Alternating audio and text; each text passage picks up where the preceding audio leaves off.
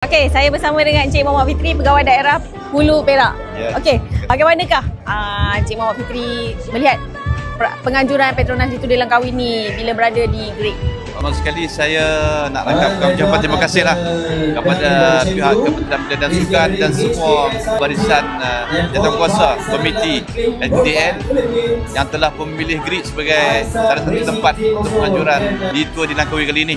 So, saya selaku pegawai daerah sangat malu-malukanlah program ini dilaksanakan di sini dan boleh memberi satu persepsi yang lebih luas kepada masyarakat tempatan tentang Litur dilangkaui, apa sebenarnya Litur dilangkaui, dan sama-sama kita menggerakkan minat tempatan menyertai dan menyokong bidang sukan maupun basikal ini. Dan salah satu peserta pun adalah daripada anak Great di sini. Ada tak apa-apa perancangan strategik pada masa hadapan? Mungkin akan berlaku di Great, mungkin akan buat penganjuran berbasikal sendiri ke ataupun apa-apa lain aktiviti sukan? Sebenarnya di Great ni kita tidak lekang daripada sukan rekreasi. Great ni satu yang kita cuba tawarkan kepada masyarakat adalah dari segi nature dan juga recreational based tourism. Dan kita sangat terkenal di kalangan sukan pendakian gunung, termasuklah larian dan sebagainya, boleh kata hampir setiap bulan. Dan kita telah pun ada tim yang khusus.